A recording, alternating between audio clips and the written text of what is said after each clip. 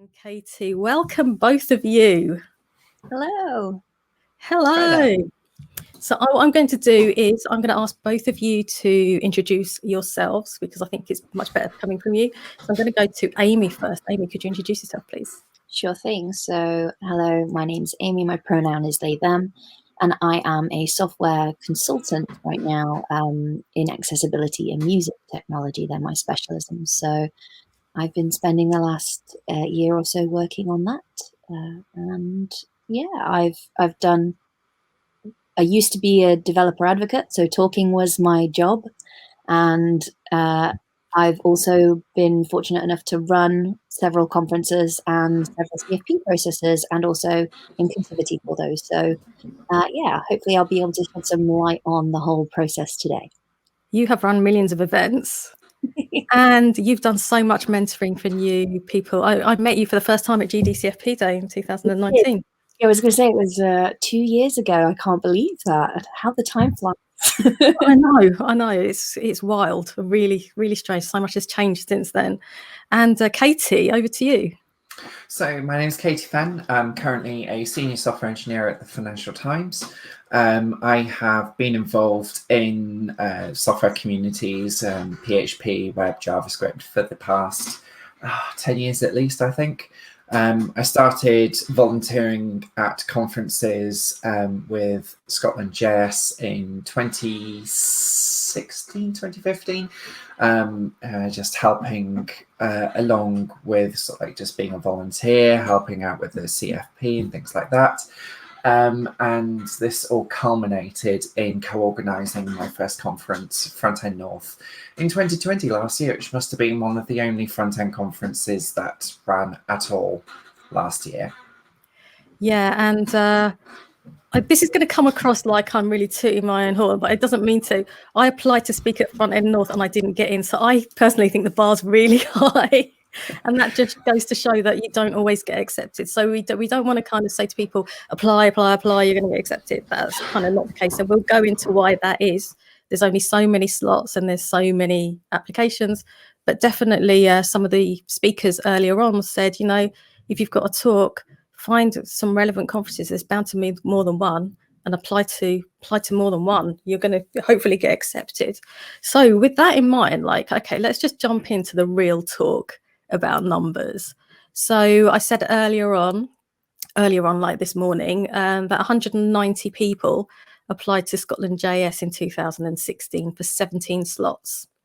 And 3 slots went to GDCFP Day alum, which was a great result because that was the purpose of running the CFP Day workshops. So what sort of numbers have you dealt with recently? Katie, I'll come to you first because we were just talking about Front End North. Yeah, so I dug out some stats from Front End North, and we had about 50 people apply for four different slots.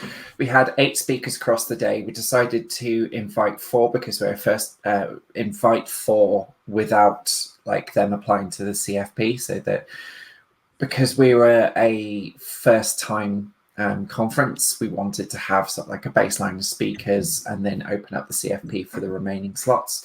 We cared very much about having a 50-50 share and like not having a majority of invited speakers. So we had about 50 people apply for 4 different slots. So yeah, I think you can see there, folks, that sometimes the chances can be slim, but don't let that put you off, because other times, and we'll probably go into this later because you both have organised loads of different events, that sometimes you get conferences with different tracks. So Katie's conference there that she was talking about had 1 track with 8 talks. Sometimes you get multi-track conferences and they have literally sometimes they've got 100 talks. So your chances are better there. So you had 50 people vying for 4 slots. Yeah, we did. It was really tough to turn away people. We tried to put a lot of thought into the rejection emails and make them as cut to the chase as possible and honest as possible, and thank people for applying because we had an amazing roster of talks to choose from. Cool, yeah. And Amy, how about you? Can you give us some idea of the sort of numbers you've been dealing with? Yeah, so most recently we ran You Got This From Your Couch, which was an online version of the You Got This conference. we've been running the You Got This conference. I think, I want to say the first event was 2018 at Monzo. Don't know what year it is at the moment, mate, so I can't help you. The last year has been so long that I have no idea. But yeah, we've been running it for several years, and the first time, bear in mind, this is a community run event. It's a community event that isn't about the technical topics. It's all about the core skills that you need to work in tech. And so it's not your like headliner tech conferences, but still we had, you know, first year, I think well over 100 applications for, I think it was about 6 slots that we had throughout the day. And this year, even with the fatigue of 2020 and all of the pressures that people are experiencing, we still had, I think, close to 100 people applying again for 8 speaking slots for the day, for the virtual conference. So it gets, you can have like a huge amount of applications to go through, and that can be even the case for very small events with very small teams running them behind the scenes. So, you know, the first couple of years, those teams were like a core team of like 2 or 3 people, and then extended out to volunteers for on the day stuff. But this year, it's been 4 of us just running the entire process, inviting speakers. And again, like Katie says, we had a balance of a couple of invited speakers so that we have a couple of keynoters for the day, and then open up the slots. We very much care about diversity and inclusion in our processes. So we have some other things along the way as well. Like we have complete blind reviews and a diversity and inclusion panel that picks out the speakers. So it's completely anonymous. But yeah, it really is about, like you say, finding the best fit for what you're trying to propose to talk about. Definitely. And that goes back to what Nathaniel said at the top of the day. And Nathaniel's a big fan of You Got This, and so am I. And we were so lucky to speak. I mean, now that I've heard the numbers, I actually spoke at You Got This last month, which is the conference that Amy just mentioned. And you said 100 applications for 8 slots. Yeah. So now I'm like, wow, I can't believe my talk. I still can't believe my talk got picked and people actually wanted to hear it. Like, still, even though I did actually do the talk, like, how wild is that? So the doubt never goes away, people. Even when you get picked and you've done the talk, you still can't believe you actually did it and you got picked. Don't ask me to explain that because I can't. So the numbers are about the same for those 2 particular talks. You had 50 for 4 slots and 100 for 8. So that's about the same kind of ratio, isn't it? Which is very, very interesting. And your chances, like Amy's just said, of getting accepted are higher if your talk talks to what that conference is all about. So focus your energies into finding the right place for you and the types of people that go to those conferences and what they want to hear. And I guess, what would you say to people, Katie, about reading the actual CFP? Did you find that when you read some of the applications, it maybe didn't feel like they'd looked at the CFP and kind of maybe tailored it? A little bit. I mean, one thing that we were very upfront about is that we also had sort of like a blind excuse me for using for using ableist language, an anonymous round where we just looked at the content of the application. And one thing that we actually had to do was assign someone from our team to filter out identifying information. Right.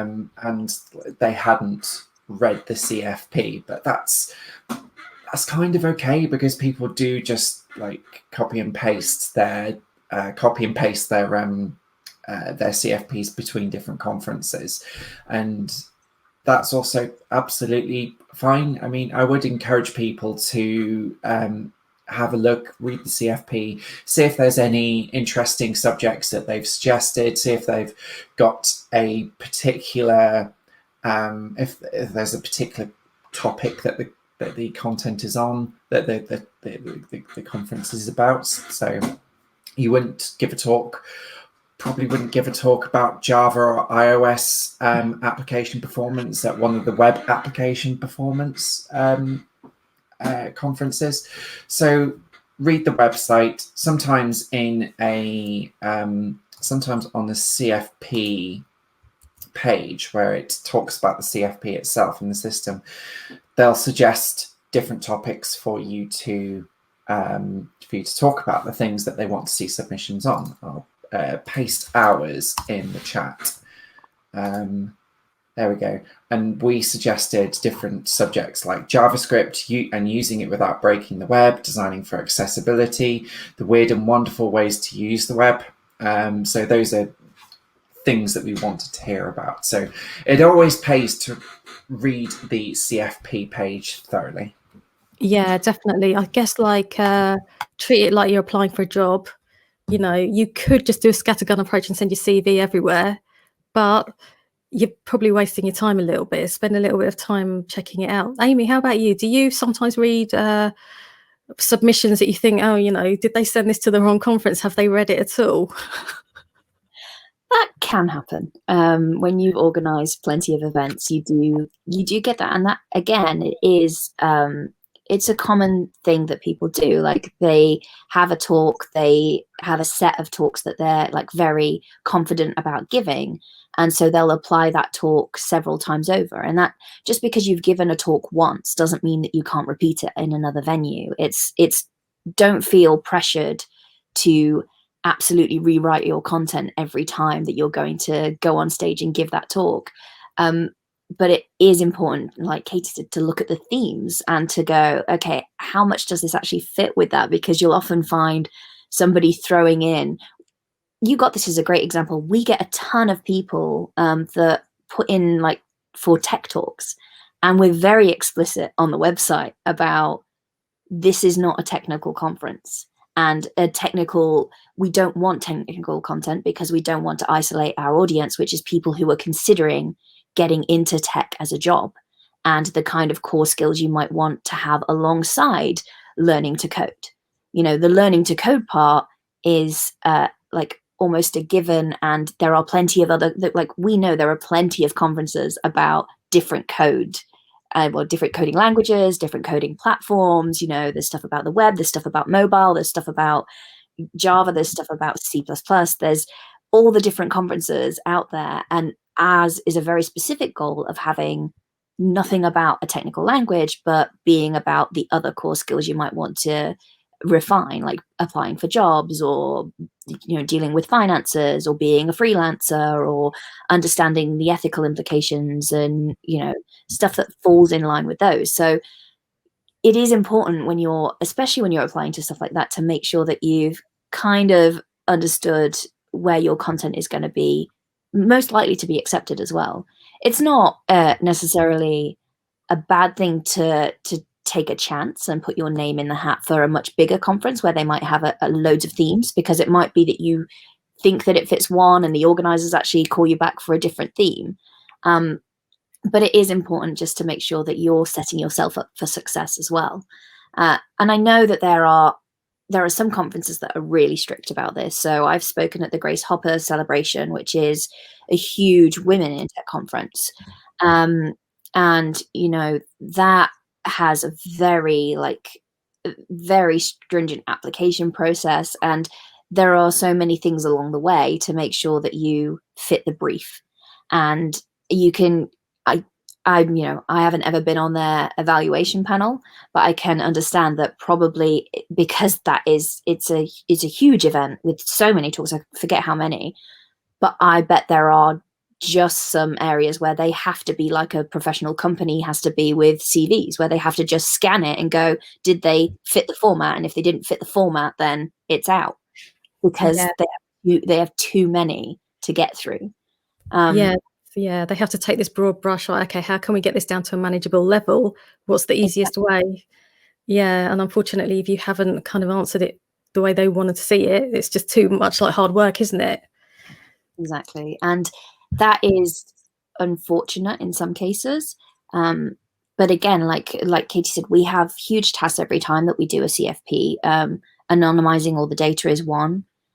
We go through, do exactly the same. Any pronouns used, we change to they, them. Any names used, we change to Charlie.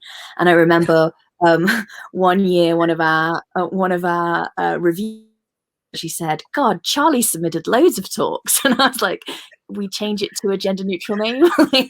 Because if we can't remove it, if it doesn't make sense to remove it, we change it to a gender neutral name. And this year we chose Charlie. And yeah, it really threw one of our reviewers off because they thought it was the same person just applying.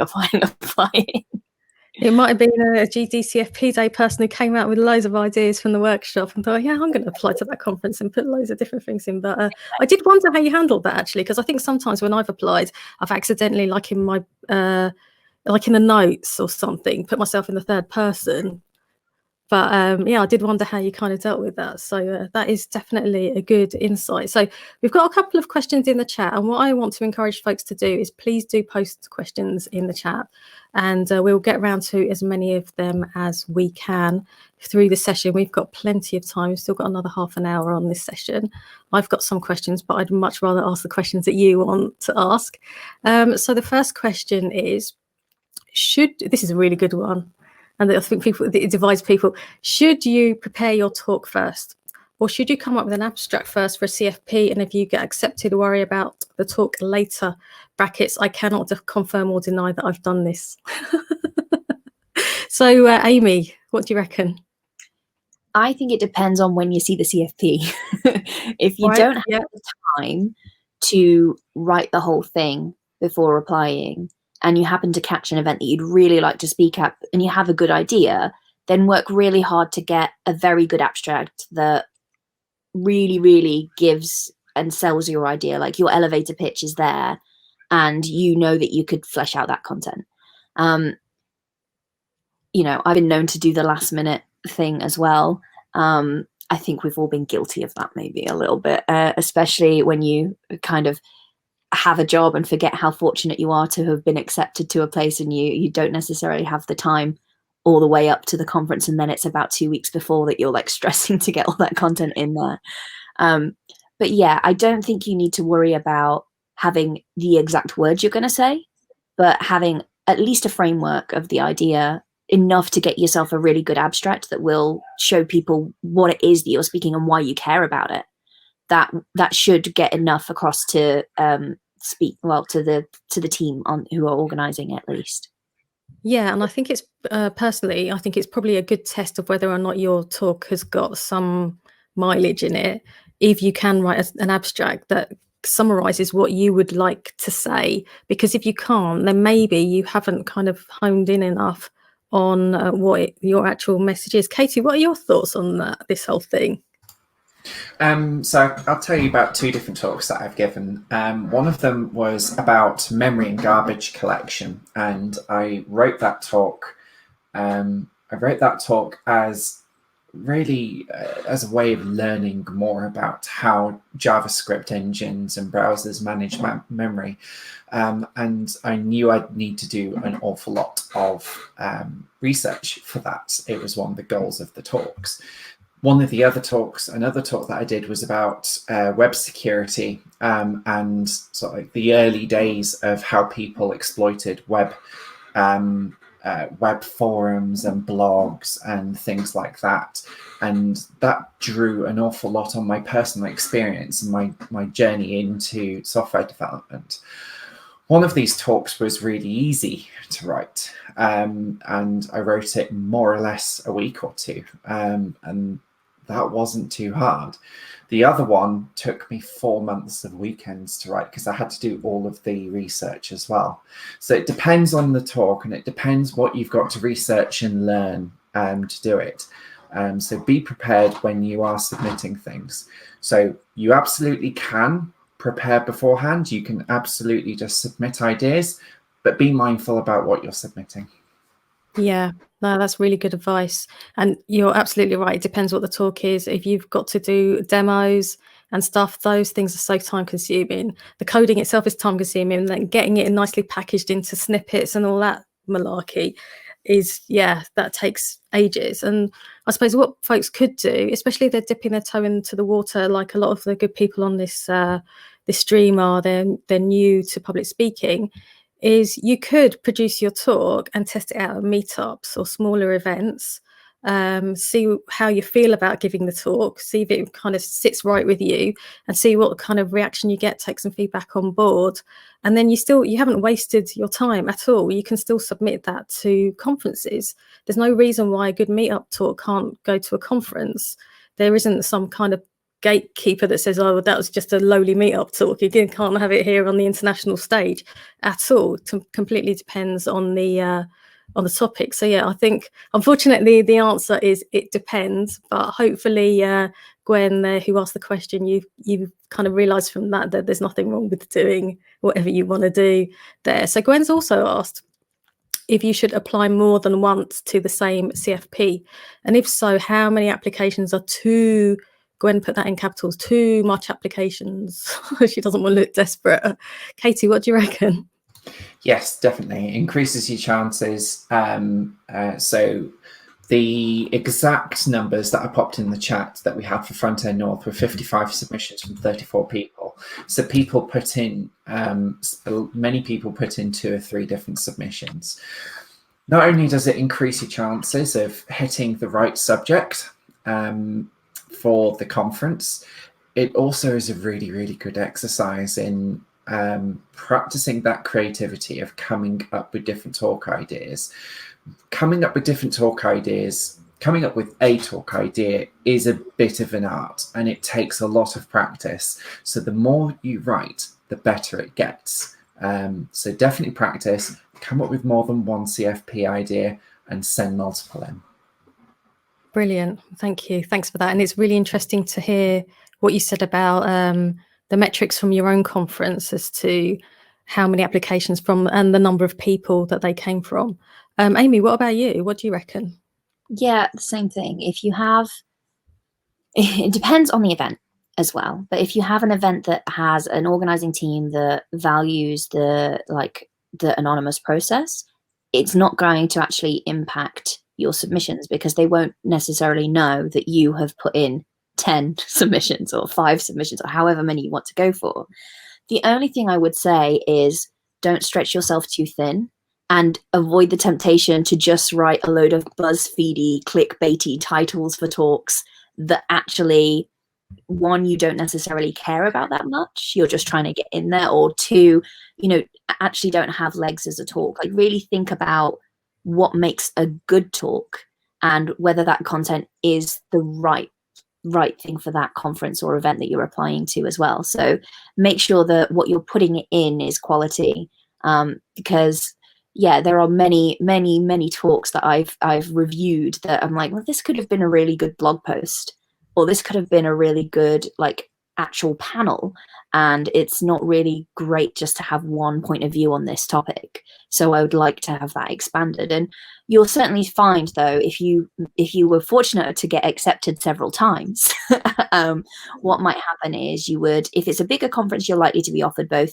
slots and have the time coordinated with whoever's doing the organizing. If it's a smaller conference and they like 1 or 2 of your talks, it might be that stage that they decide which of the talks that they like, so that they offer the opportunity to it as many people as they can.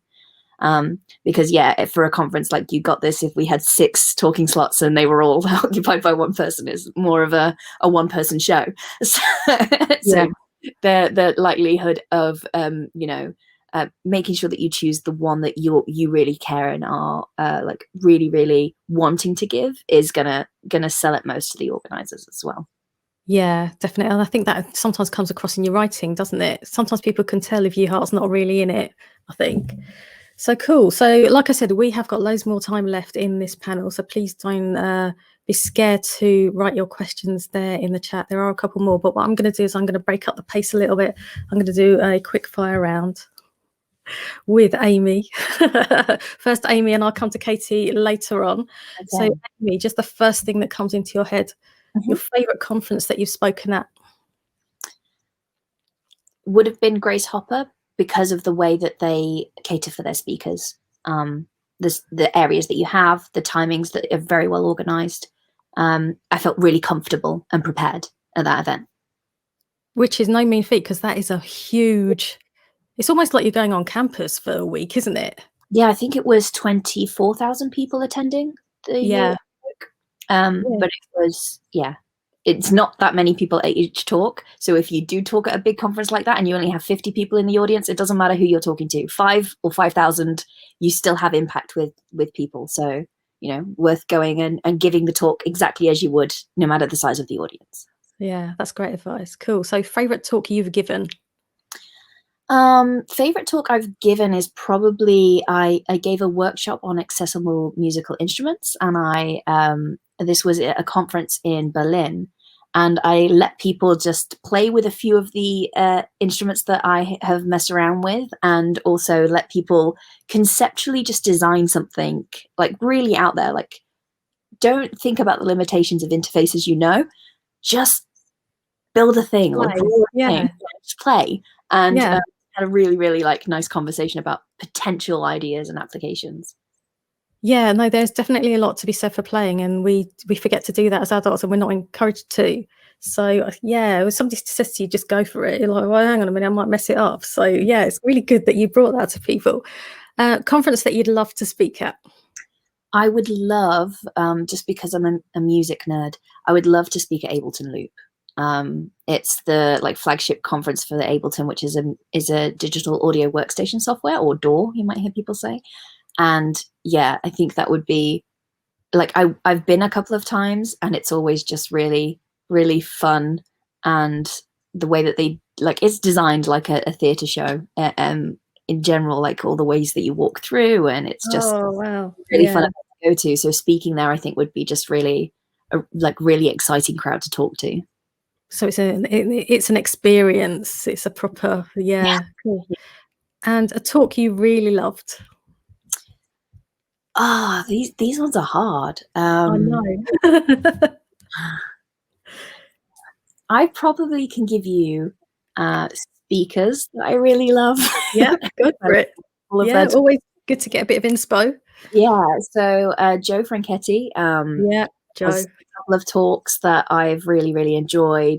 They talked about making light up dress. They've also talked about Christmas jumper, imposter syndrome as well at the first got this conference. That was really impactful for me.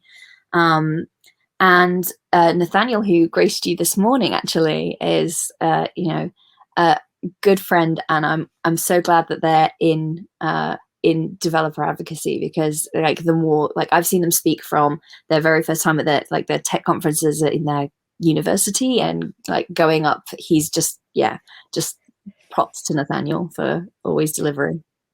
There you go, folks. GDCFP Day alum. Could be you. Could be you next year. Thanks for that, Amy. So Katie, I'll do that with you a bit later on. We'll go back to the questions now. So a lot of folks are asking a similar question, just a different variation on the theme. So that big question, what makes a good abstract for a CFP? What advice can you give to people that are writing their first one? Katie? Looking at the successful abstracts that we have for Frontend North, all the ones that we picked were sort of like 1 or 2 paragraphs. The abstract itself is designed for both the organisers and the people who are going to be sort of like reading the conference schedule. So it needs to appeal to both people. You need to come across really quickly because a lot of the organisers who are going to be picking talks will have to read through hundreds of talks. So you need to really distill down what the essence of your talk is. For people who are going to be at one of those really big conferences that we spoke about, they need to really quickly understand which track that they want to be in. So that's number one. One of the ways that's really successful is that you start your abstract with a question that you're posing, so people understand. So it hooks people's interest. I'd say it piques people's interests, and it whets their appetite for watching your talk. Also, just thinking about what people will get out of it at the end. You really want to be able to explain to people what they'll be able to go back to work on Monday and do that they hadn't done before. So think about those things. Think about your audience. Think about the organisers. Try and keep it short and whet people's appetites. Interesting. Yeah. It's definitely a skill to write something short. It's quite easy to write something long, isn't it? But getting it brief is difficult. Amy, what do you think about what makes a good a proposal? I mean, I 100% agree with everything Katie said. It's one of those things where if you submit something that is overlong, even if it might be like really thorough and descriptive and you've spent a lot of time working on it, the chances of an organizer being able to look at that and not feel overwhelmed with how am I going to know at what point in this essay am I going to know exactly what this talk is about? And it's the same, like you say, it's for two audiences. It's for your organizers and for your attendees. And your attendees want to get that context really quickly. They want to know, what am I going to learn if I sit here versus wandering over to the next room? And if I can't ascertain what I'm going to learn from this talk, then I'm going to be a bit like, am I just going to stay because the title was fun? Not necessarily. So that's where you have to really find the balance. And I found in the past, what I do with my talk structures is, even if I haven't got the whole talk idea fully fleshed and I don't have the time to do that, I'll have a framework, and that framework will largely start with, in this talk we will, and because like we're going to do like a bullet point list of the things that we're going to cover, and a summary at the end of like, by the end of this, the hope is that people will have these takeaways. You know, you can't influence, and we talk a lot about intentions versus impact when we're delivering talks. Like, you can intend to deliver something a certain way, but the impact of it could fall flat. And that's the same with what you write in a proposal as well. Like, your intention, like intending to get something across, isn't necessarily always going to have that impact that you expect. So just try to be really clear and really concise, and really, really answer those questions. You know, why will people want to see it? What will they learn? And how can they apply it from this point forward? And if you those, usually you'll have a very happy organizer going like, this person, they're gonna go in the keynote slot. Like they got it. Like, yeah, they're definitely headlining my conference. That person. That's the thing, isn't it? For anytime you're asking somebody to do something, so if you're asking them to pick you for their conference, or if you're asking them to come to your talk, you've got to make their job easy, haven't you? If you've made it hard, it's just, it reduces your chances. And what was I going to say there? I had a really great point I was going to make. It will come back to me. Sorry. It's very much like you say, it's about, it's happened to me now. I've just remembered what I was going to say. So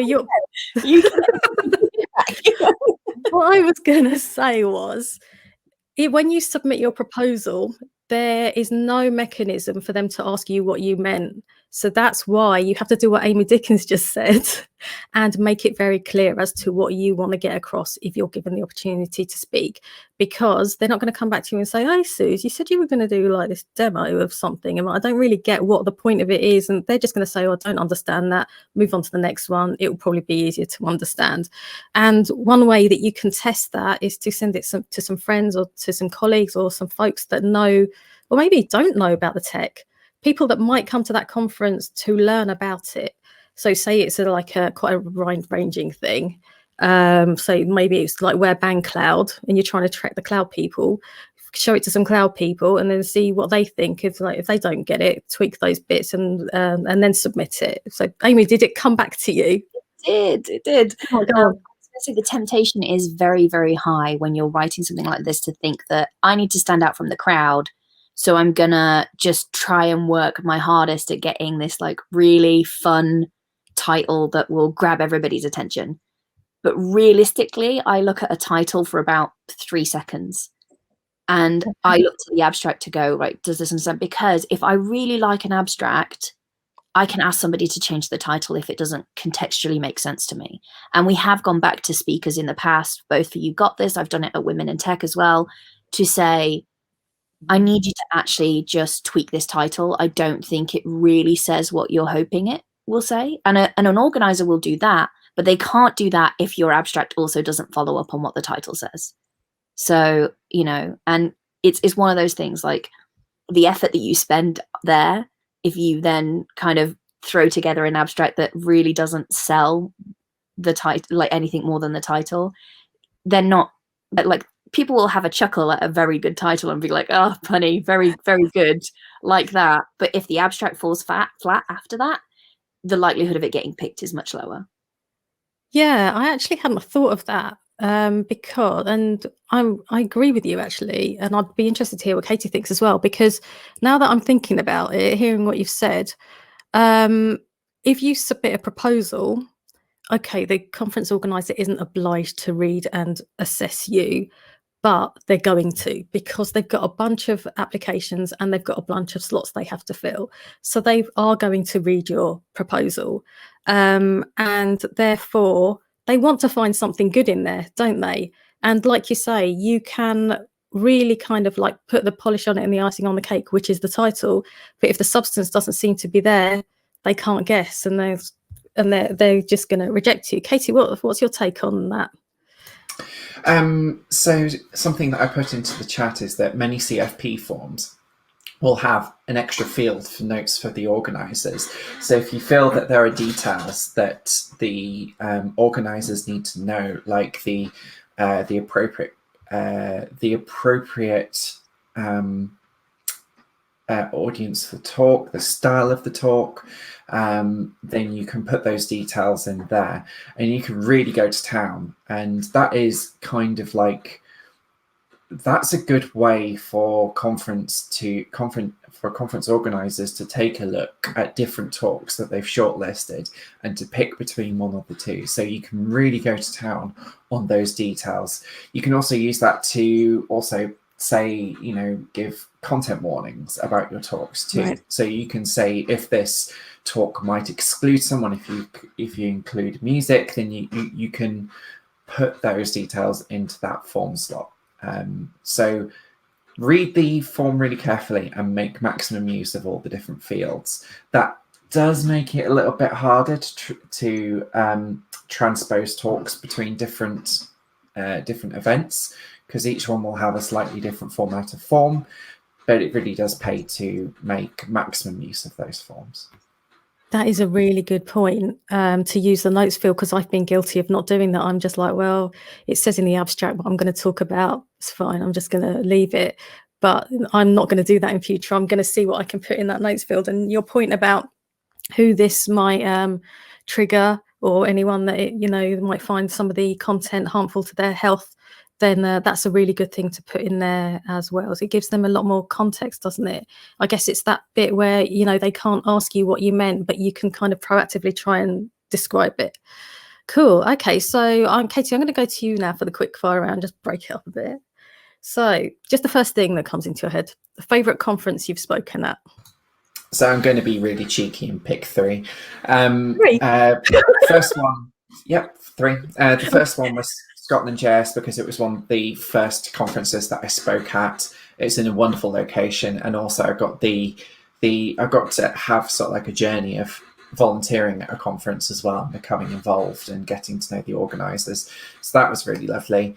Another one is FF Conf in Brighton, organised by Remy and Julie Sharp. That's a family-run conference, and they have a very tight-knit community in Brighton of people who keep coming back every year. It's also one of the oldest front-end conferences in the world, so it's a big privilege to speak at that conference. And finally, JSConf EU, which has lovely organisers and inclusive atmosphere. It feels, one of the cliches that people come away from that conference is it feels more like a festival, because it's like half indoors, half outdoors. It's in a very popular music venue as well, so it's a spectacular place. The production levels are really high. You have massive, massive screens to see your slides on, and they make you look really good. And it's wonderful. It's a wonderful feeling to get up on stage at the end, where they call up all the speakers and stand shoulder to shoulder with people that you really, really respect. Wow.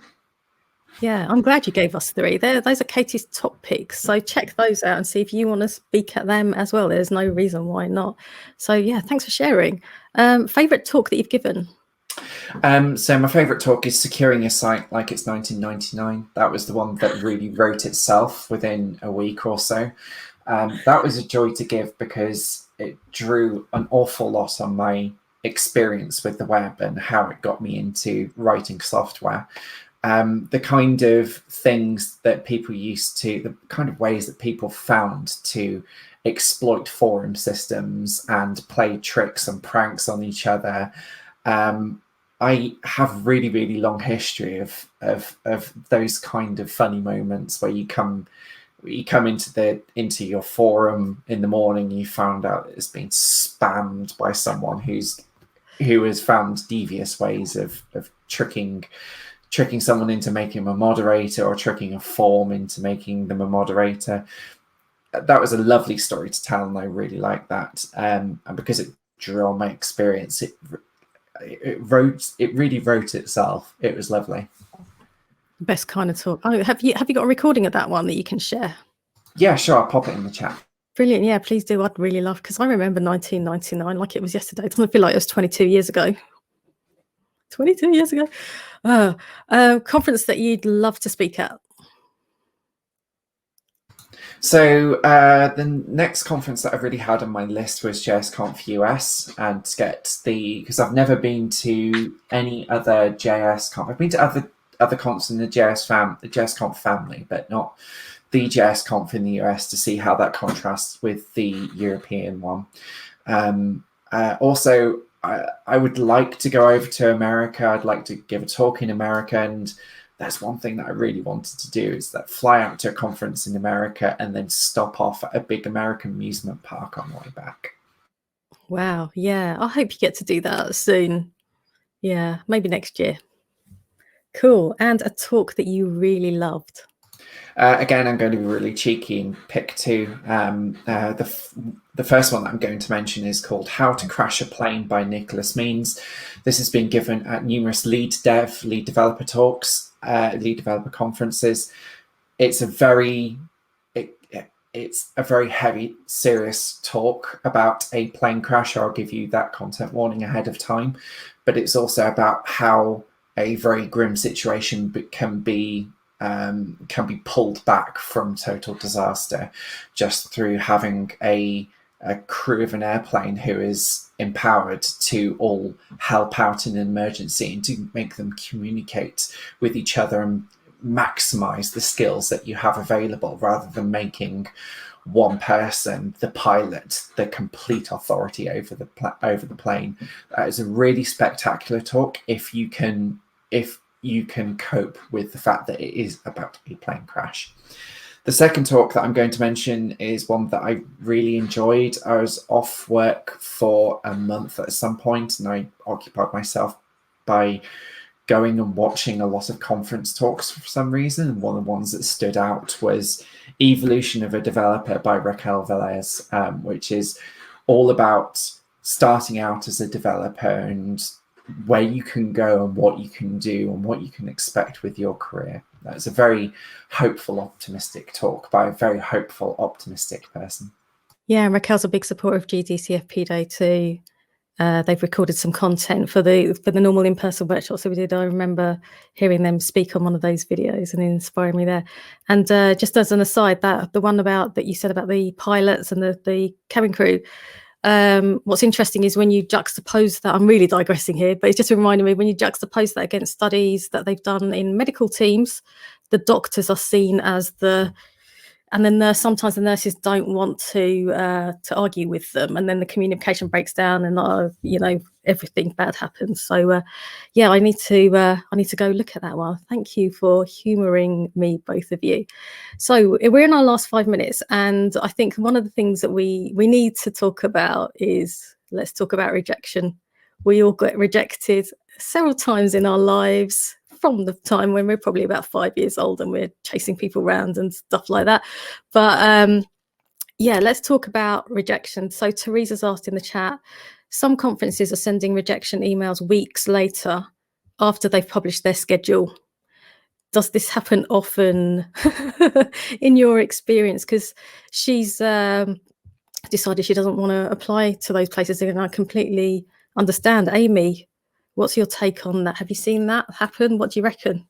I've seen it happen. As an organizer, it's frustrating. I've had it happen to me as well, like where it's been like you almost feel like you've been ghosted by a team because you've submitted and then you don't hear anything, and then you check the website and the deadline has passed and the decisions have been made, and then the first thing you know about it is there's this broadcast announcement, you know, on their social channels about who's speaking. And that can be really upsetting, especially if it's something that you put a lot of time and effort into, or a conference that you really, really, really wanted to speak at. Like, let's face it, rejection isn't fun to deal with. It's never nice to be told no. But it doesn't mean like no never. It just means not now. Like, it just wasn't right this year, this time. Certainly, I mentioned that we spoke at Grace Hopper. The same team, we put in the same proposal 2 years in a row, I think, before we were admitted. So it's not necessarily that it wasn't, you know, us, you know, we weren't rejected because of the idea necessarily, or because of who we were. It was because it just wasn't right then. And I think that is important to remember with rejections. It's frustrating if a conference doesn't get back to you, and definitely there are certain things that I note about my interactions with conferences, in terms of like, would I ever go there again and speak? And like for my mental health, I'm gonna like put this on a list over here and say, do you know what? Probably not again. I had one conference that was very adamant about there being code featured in the talk, and the talk was about user experience design. So I was like, it's not relevant. And they were like, oh no, but you've got to show code. And they'd clearly done this to all their speakers, because I attended one talk where somebody just like flashed up a really basic Python, this is how you make a calculator, that was completely not relevant to the talk at all. And it was just so that they could show that they knew how to make a calculator in Python. And it was like we don't need to see a hello world if it's not relevant to the like. And most of the time, code demonstrations aren't actually fun to watch. Like, newsflash, most of the time it's the actual like, here's the problem, here's a bit of the solution, and here's the impact. That is the story. It's the story that you're there for, not the actual like code snippet, because a code snippet you're better to view on your own machine without people around you. So like, yeah, just remember that it's not always about you. It could be the content, it could be the timing, it could just be that you're one of those 150 plus applications for like 2 slots. That happens. So yeah, don't take it to heart, and think about the content and what you might do better next time, to refine it and get feedback. But don't implicitly ask for feedback if it's a huge conference, because that might not always be possible. Yeah, and you just made me think of something. There are a lot of conferences where all you get is people standing up there coding, and that's great. You know, sometimes you do need to do that, and like you say, sometimes it's not relevant. And I'm just going to throw this out there just to you generally on the stream. It's not a question to the panel. I've just had this thought in my head. Might be controversial. Could it be that we need to change the diversity in conferences to make sure there's more of the actual story and the learnings and stuff, and less of the actual, let me show you how well I can code? I'll just throw that out there. So Katie, what's your take on the rejection piece? So, you know, Teresa's seen that she hasn't been picked, and she's found out the sad way by seeing that her name's not on the list, and then she's getting the email later. How would you advise folks to cope with rejection? I totally agree with everything Amy said. I think it's just rude for conference organisers to do that. It's really awful to find out that way, and you feel like you've really the last thought on the conference organiser's mind. And it's not always the case, but one thing that if that's happened to me, I kind of think of a bullet dodged, because if you have been thought of that way while you're applying for a conference talk, those conferences might not be the best to go along if they're not well organized. So that's one way to deal with it. Another really important thing to bear in mind is that conferences also have to change their minds sometimes, because speakers often have to drop out. Some conferences will reach out to you and say, we've had a dropout, would you like to come and talk? That's happened to me several times in some of the biggest conferences that I've spoken at. I think some conferences do this sort of like preemptively, and they reach out to some of the CFPs that stood out to them and say, look, we'd like to give you a ticket. Would you like to come along to the conference and be a standby? Instead, we have a dropout. Sometimes it's only with 2 days to spare. And one of the conferences that I spoke at gave me 2 days notice and said, would you like to give this talk that we really liked at this other conference? So sometimes you do get the good news after the bad news. You just broke up slightly there, Katie. Sometimes you do get the good news after you have originally been rejected because things change. Yes, sometimes you get the good news after the bad news. Yeah. And I think it all comes down to kind of trying to maybe keep that growth mindset. Like Amy said, no means like no this time. It doesn't mean no forever. You can't ever apply to a conference ever again. You can't ever apply to that conference ever again. So yeah, thanks both of you for joining me for this panel and humouring me with my quick fire round and all the rest of it. It's been really great to hear about your experiences of looking at applications, what you look for, why you've had to reject people, how many slots you had, how many applications you had, because that's not an insight I've ever had into these things. So I found your input really valuable today. And both of you have indicated that you're happy for folks to contact you on Twitter afterwards. I will attach my health warning again for those that didn't hear earlier. We are getting a lot of messages, so please bear with us. We might not be able to reply immediately, but your call is important and you're in a queue.